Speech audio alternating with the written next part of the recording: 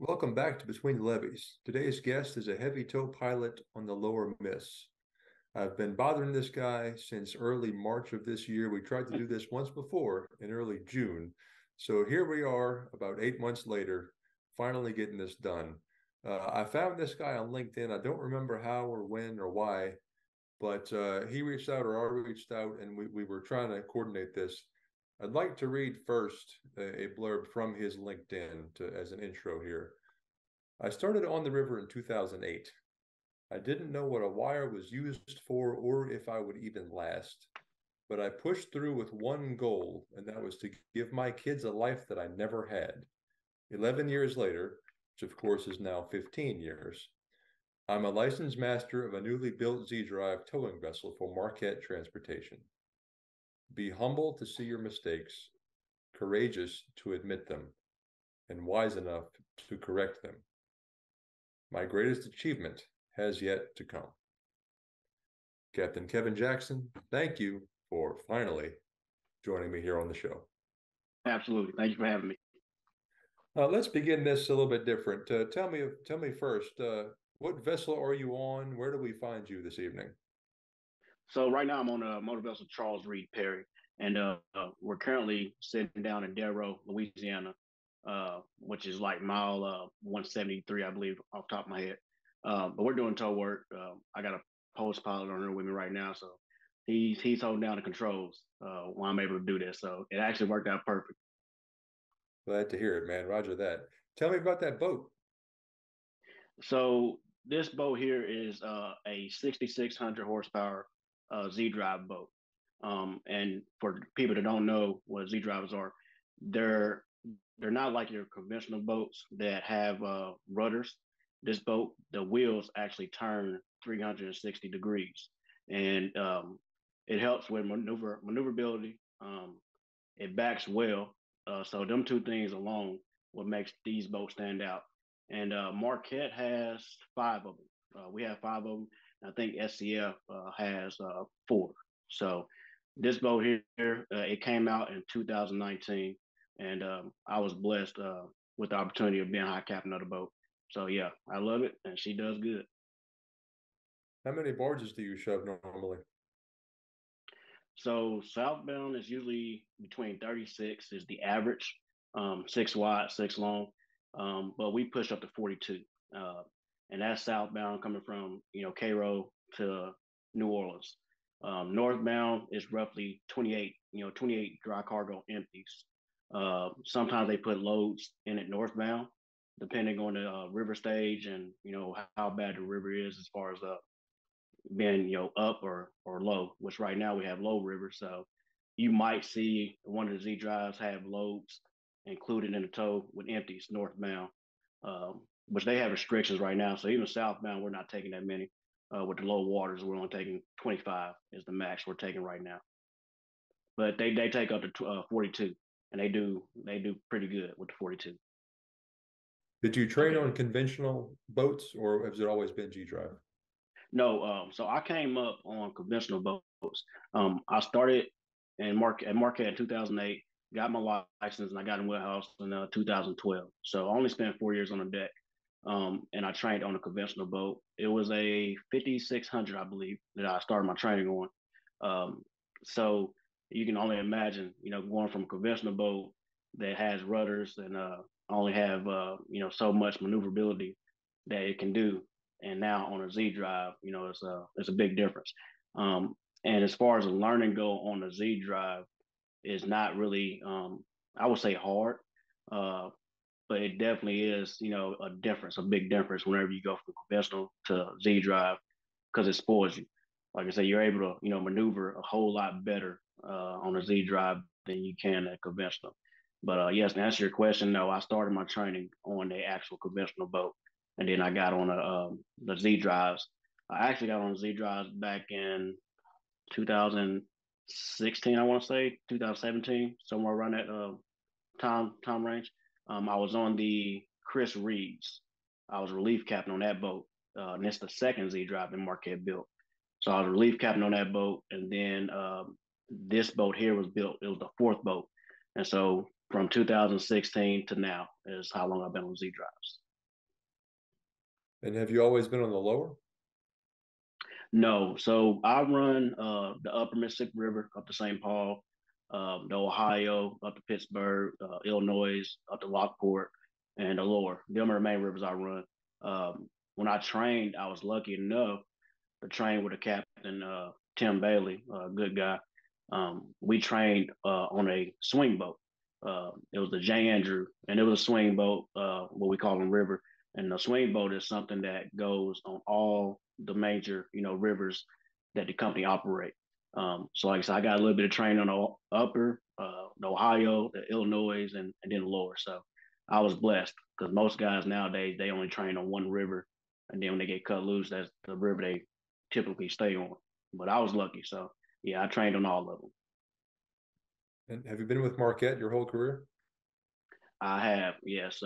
I like to, use the word homegrown because I was homegrown. I started when I started, I didn't know anything about the river. Marquette gave me an opportunity to actually, grow. And when I got in the warehouse, it was kind of intimidating, say the least. Being in the warehouse because you go from working on a deck and just knowing basic things as far as putting barges together to actually driving and pushing multi-million dollar equipment and being nervous at points, of course, trying to make sure you get from point A to point B. But I had a good teacher, so I can't do nothing but thank him for it because, like I said, he's an older guy and he had a lot of knowledge and I soaked it all up. Well, let's work our way up to that.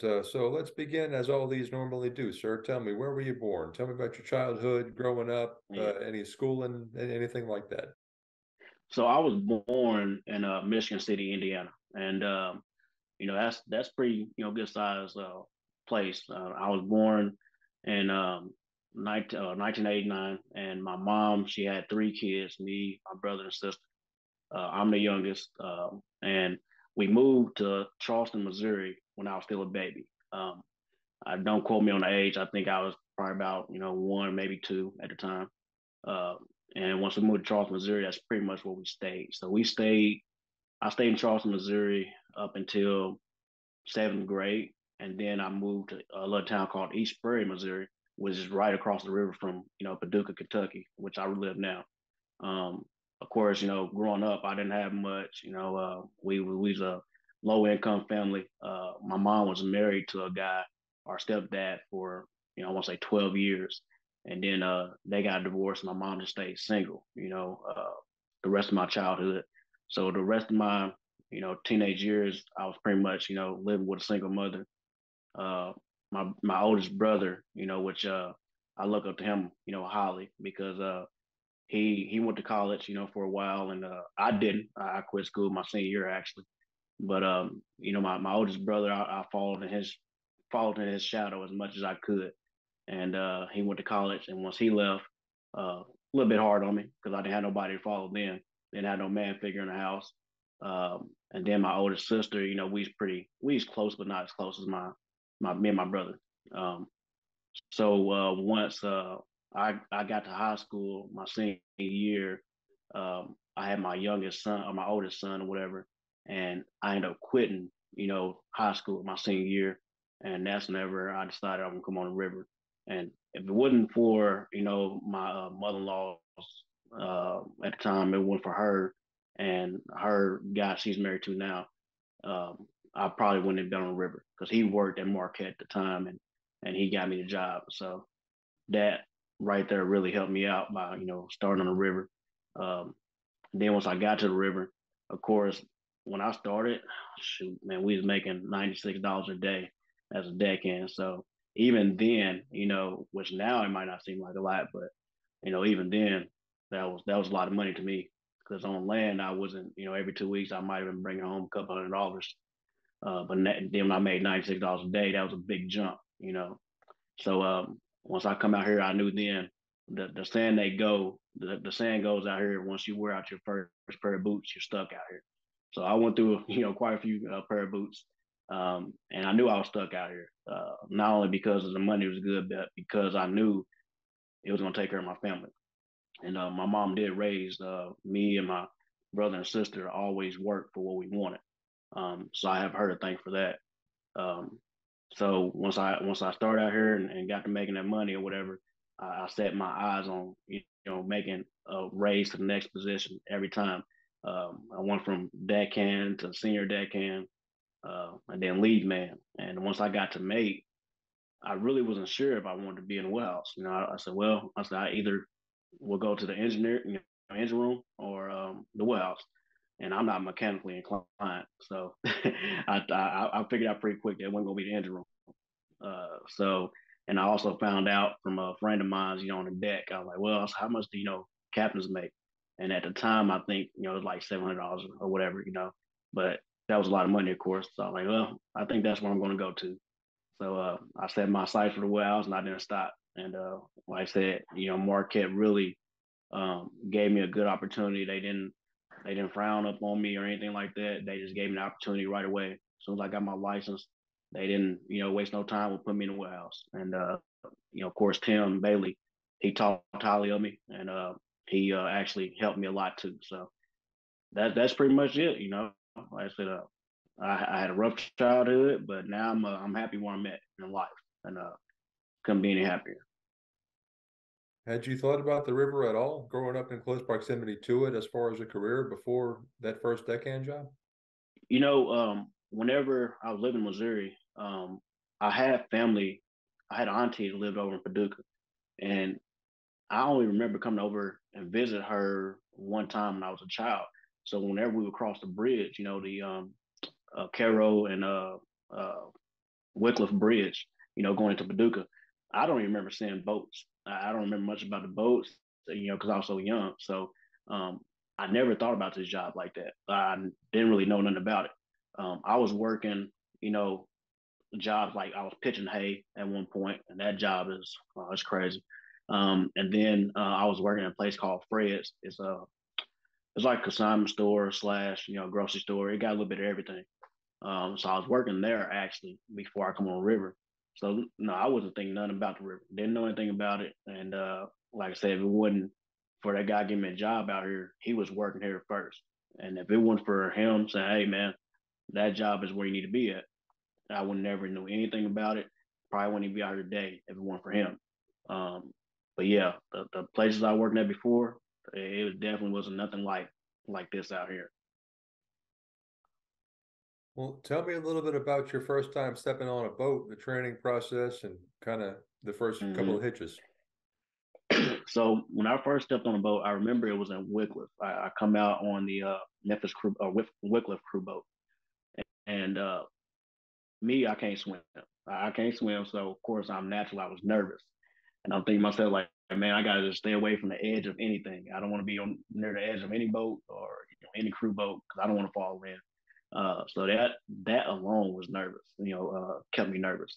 And I remember I got on the Randy Exxon. That was the very first boat that I rode from Marquette. And we was going south, so we was leaving Cairo, headed down to Louisiana. And for the first 2 or 3 days, um, I didn't have to do anything. I was on call watch. And for the people that don't know what call watch is, that's pretty much a guy they use whenever you got tow work or whenever you have paying jobs to do throughout the boat, anything like that. So for the first 2 or 3 days, I didn't have to do anything. I was just pretty much in and out of my room, and the guys was kind of training me on what I do, go outside, and look at the bar, just pretty much give me a rundown on what things were.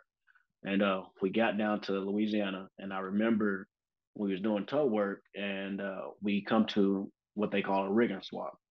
And a rigging swap is where you swap out wires, ratchets, and straps. And at the time, I was only every bit 135, 140 pounds, so I was pretty small then.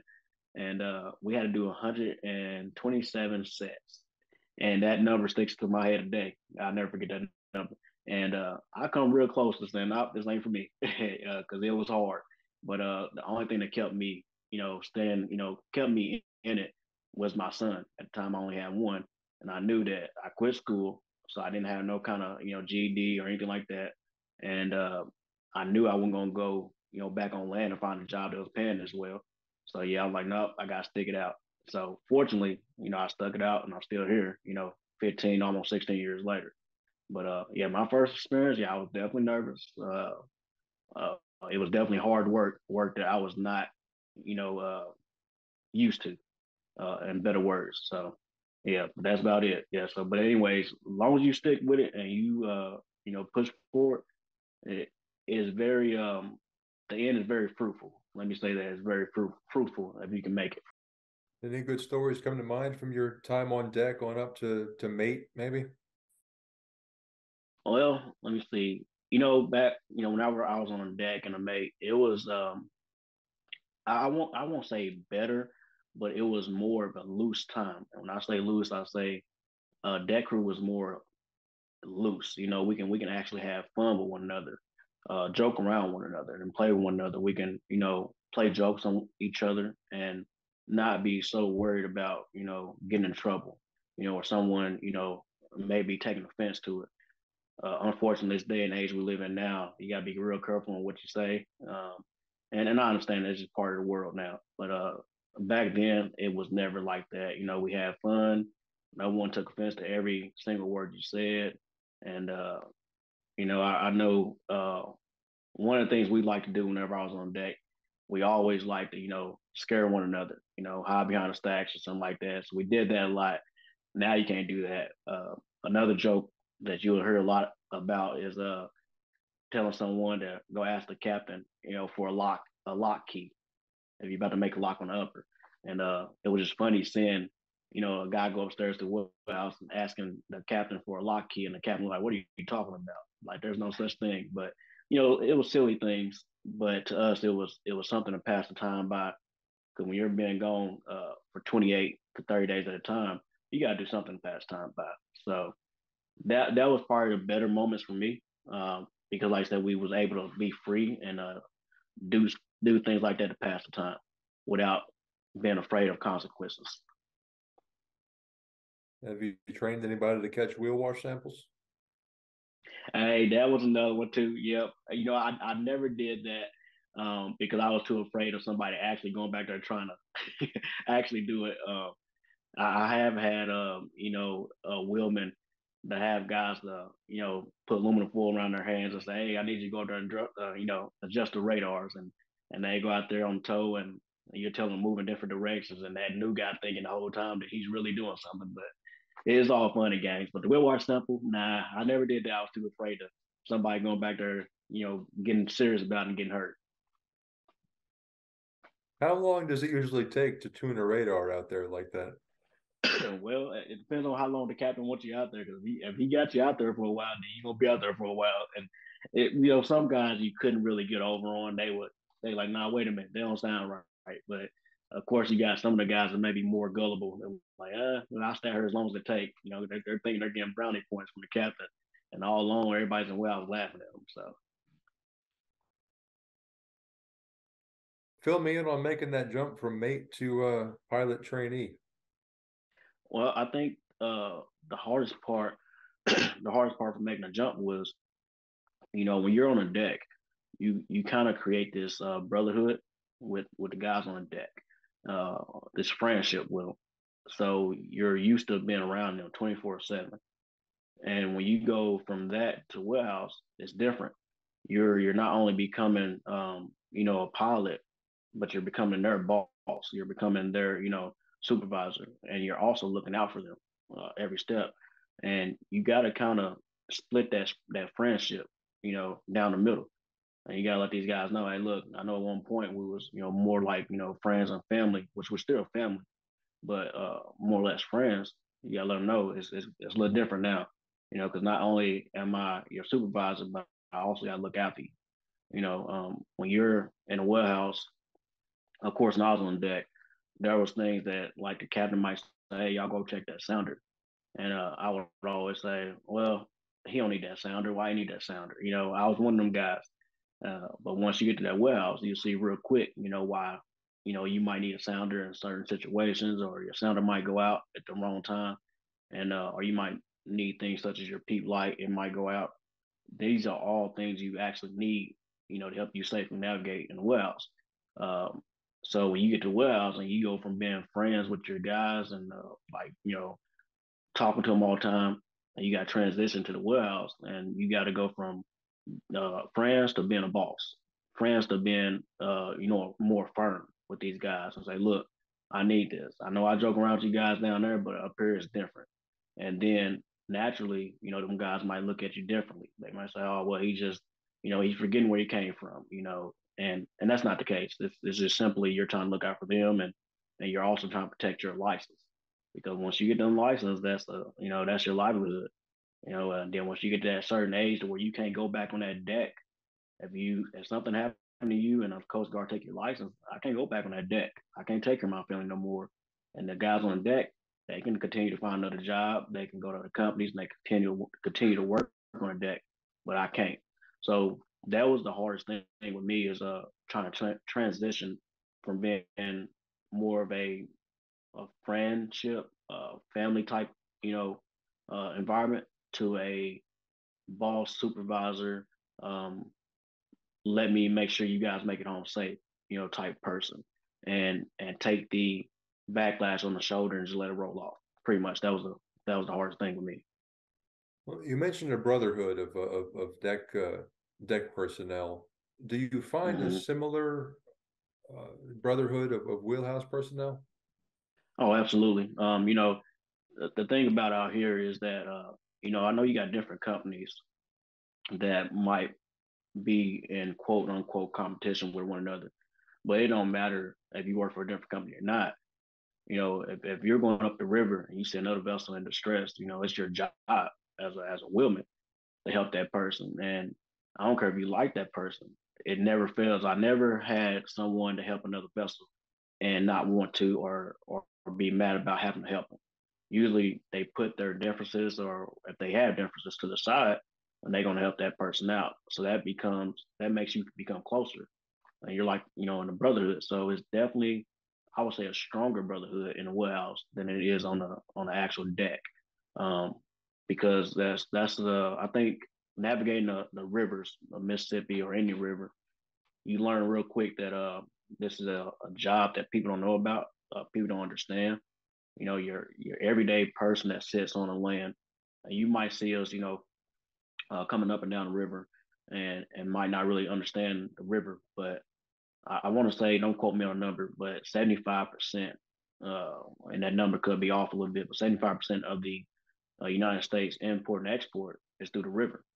So it's very important to to the country, and it's very important to us as women to make sure we get that job done.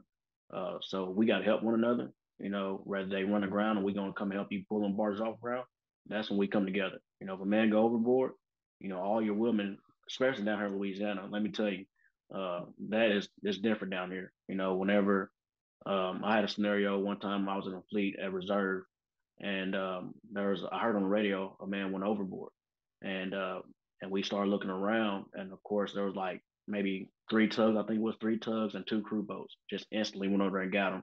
So that guy, he fell off a wash dock, and he didn't make it. He was in that water every bit about 5 minutes. He was right back out.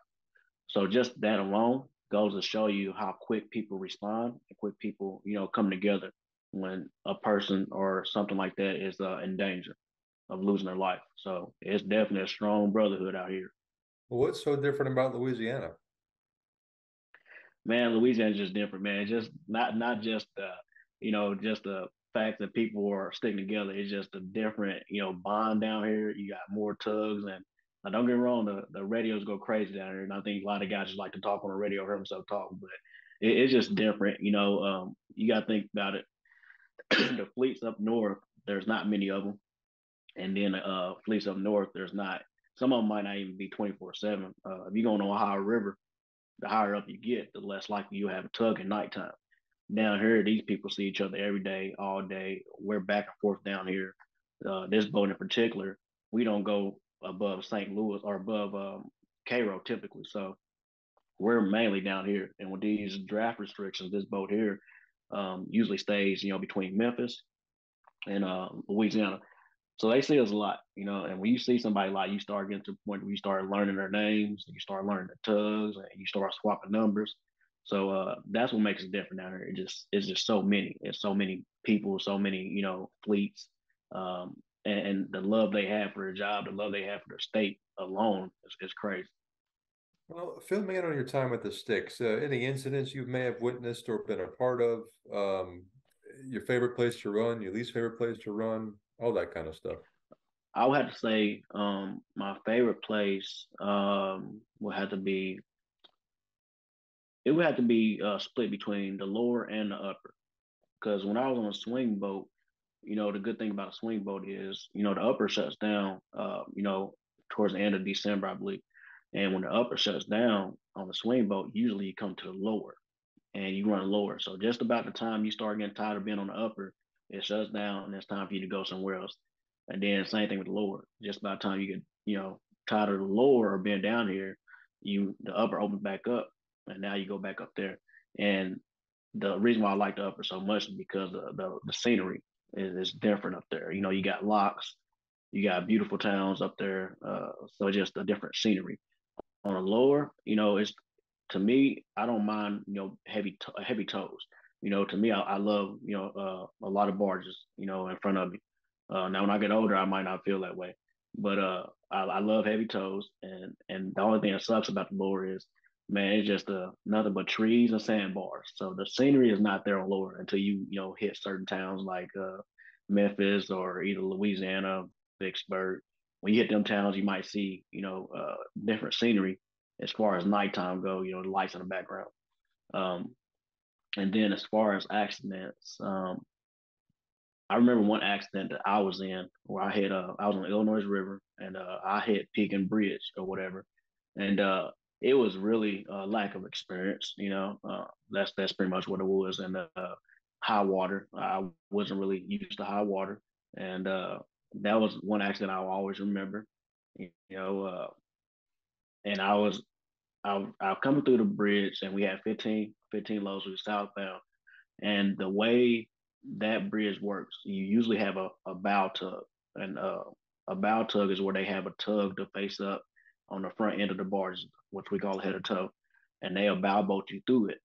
And I had made that bridge, a few times, in regular stage river. I knew how to make it. I'd made it with a tug before. Um, but where I messed up at is there's two different operators that operate that tug. And I was used to, the operator I always get, and you don't have to say a word to that guy. He'll bow boat you straight through there without you saying a word.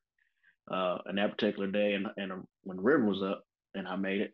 Unfortunately, I had got the other guy, and I just made a mistake thinking or assuming, and he didn't do anything that I thought he was doing. And yeah, we hit the bridge and didn't do no damage, but we did break some wires. But I took it as a lesson, never assume, and that's actually one of the things that you learn when you get your license. Don't make assumptions. So that was a hard hit to the gut for me, but I learned from it. Never do it again. Anything else come to mind like that? Not necessarily you, but things you've seen out there, surprising things, anything like that.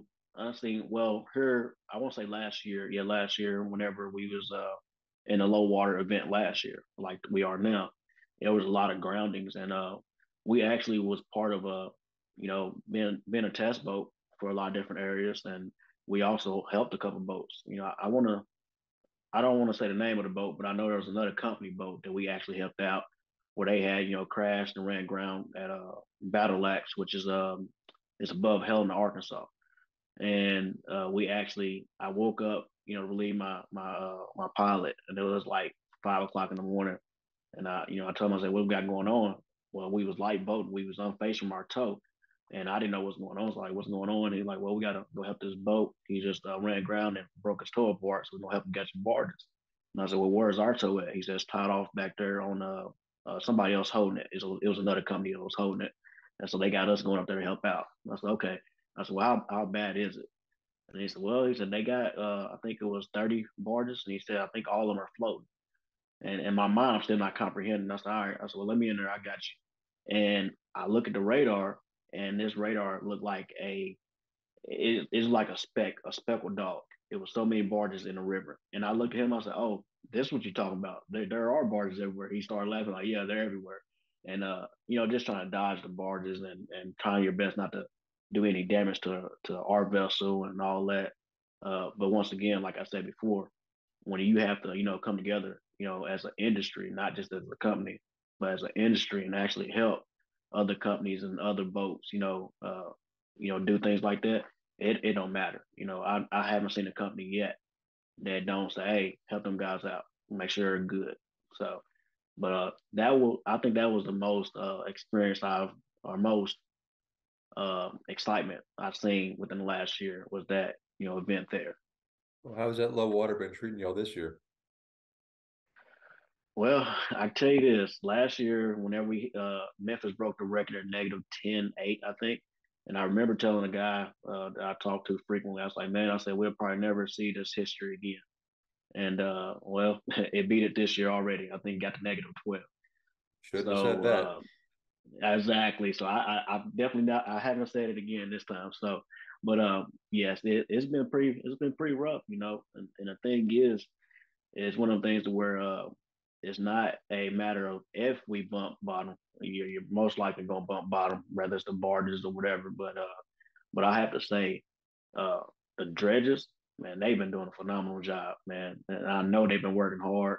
Their dredger spot, man, leave and go somewhere else, and that spot they just got done dredging, they'll fill right back in within a few days, and they'll come right back and do it again. So it kind of made me feel like, the ships down here in Louisiana, because usually you'll see those ships, the dredgers, they'll keep out dredging the ship channel, and they'll stay down here for days. So now they're up north, helping us stay moving. So for them to do that, it makes you feel good, and I'm glad they do their job. I got an opportunity to ride a dredge not too long ago, and got a chance to experience on what they do and how they operate, and I got a new kind of respect for them guys. And with the low water, man, it's been ugly. It's been ugly, but by the grace of God, we've been making it. We've been making it. We ain't had no bad incidents, and I think as a company as a whole, we haven't had no incidents really bad at all. So it's been pretty good for the boat and the company. Good to hear. How crazy does the traffic get below Baton Rouge? And how low do you normally run? Well, I can tell you, usually when you get so above Thomas Point, which is above Baton Rouge, there's a light called Devil Swamp, and we swap over to channel 67 because that's the traffic channel down here in Louisiana. And usually, when you're southbound, you get a Devil Swamp and you switch to 67. For the first few hours, you're okay. But man, after that, it's crazy because the radio constantly goes off. Constantly, you got ships talking to one another. You got boats running around. But I say that, but I have been told that Houston Ship Channel is a lot worse. So I'm happy I don't run there. I ain't got nothing to worry about there. But traffic get crazy. So when you do come down here, we like to say that even though it's the same river, the Mississippi, we always tell people when you get below Thomas Point, it's like two different rivers. From Thomas Point south and from Thomas Point above north towards Cairo, it's two different rivers because you got so much, traffic you got to worry about, and you got to really pay attention. You got to really pay attention. You can't back out in front of nobody. And sometimes these ships down here, they make a lot of miles. I've seen ships make 17 miles per hour. Now I know to the average person on land, 17 miles per hour don't seem fast, but that is fast for a boat and for a ship. So traffic get crazy down here, but you do grow to get used to it. It's hard, but you will get used to it eventually, and just like another day behind the desk. Any other interesting stories from your time out there come to mind? Not really. Like I said, for the most part, man, it's just a lot of sacrifice you do. Of course, I like to tell people, man, if you come out here, uh, just make sure you have a good, solid foundation at home. Make sure you got a good relationship with if you're with someone, you're married, girlfriend. Make sure you got a good relationship with them. Uh, Make sure you got a good relationship with your kids because you make a lot of sacrifices. So that alone can be a stressful, situation when you're out here and you're pretty much alone out here. That's what you're pretty much doing. Uh, but yeah, that's the main part. When it comes to being gone from home. As far as stories go, I really got too many stories, man, because I like to come out to the boat. I try my best to operate a good boat, and I try my best to just get home safely and get my crew home safely. And knock on wood, I haven't had no major accidents, and I usually like to be a part. I'd rather be a part of helping someone than someone helping me. So I try my best. Like, hey, I don't want no incident. I don't want no issue. But if I can help you, I'll be happy to. Well, I'm not sure if this will be against protocol, but can you Mm-hmm. grab your phone and show me around the boat up to the wheelhouse and maybe look out the window and Yep, show me what's going on at Darrow Fleet? I sure can. I'm gonna turn it this way so you can see it like this. So as you come upstairs, of course you got. I don't know how many people have actually seen this boat, but I'll turn on the electronics room. This is our electronics room here. Then this is our guest room. I got my post pilot. He's sleeping in this room. So the guest rooms are pretty nice. Come up to the house.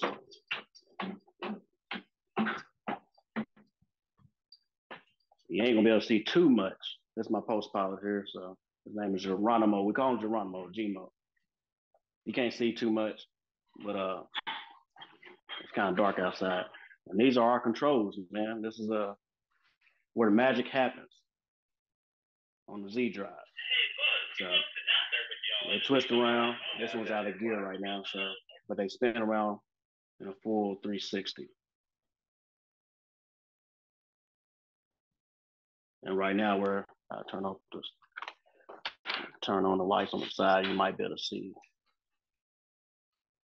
the outside.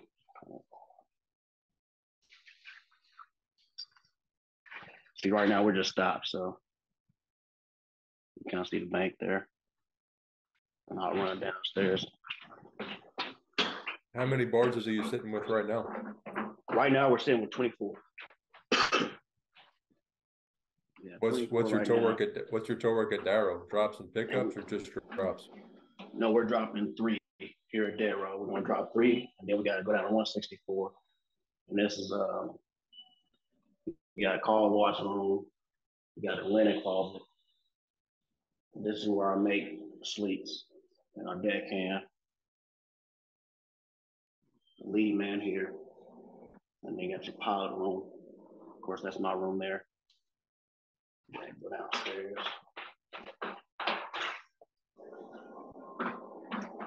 I'll start with we're starting here. So this is our galley. Our guys is doing some cleanup right now. And these boats, man, honestly, Marquette spent a lot of time on these boats, designing them. And they did a real good job with, make sure they design good. That's my mate there. All right. And then we have here a chief room there. Laundry room. Our cook room here. Our weight room here. And this is the best part I like, because you ain't got too many boats that got weight rooms. So we have a supply closet here. And I won't take you in his room, it's so loud, but I'll let you kind of look in there. So that's pretty much the inside of one of these Z drives. So it's a clean looking boat, man. A floating hotel for sure. I got a few more questions for you if you got the time. Yep, I sure do. Let me get my room here. All right.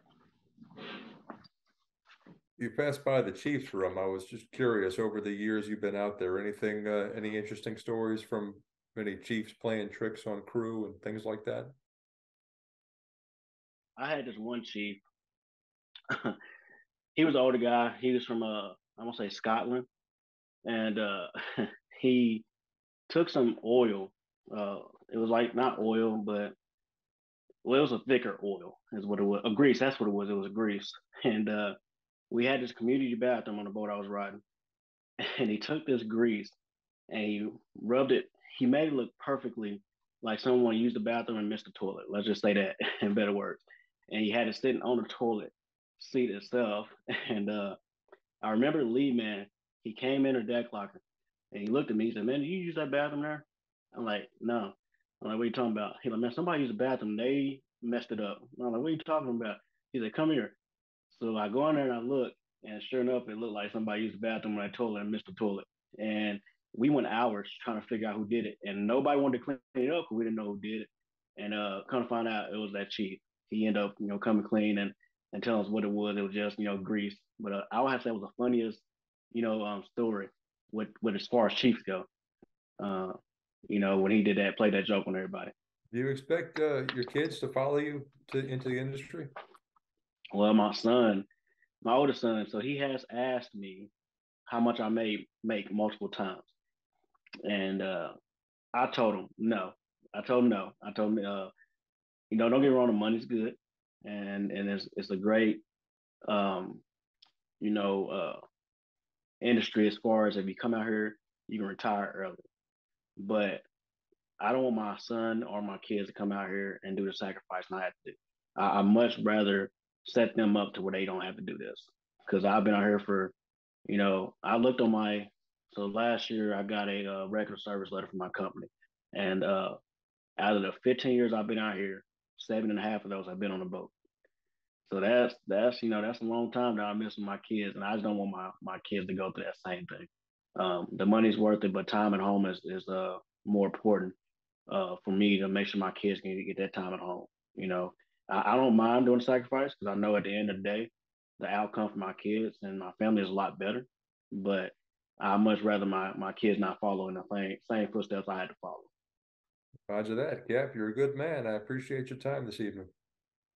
No problem, man. I appreciate you for having me. I thank you so much. So hopefully, people to watch the video kind of get a better idea on life on a towboat.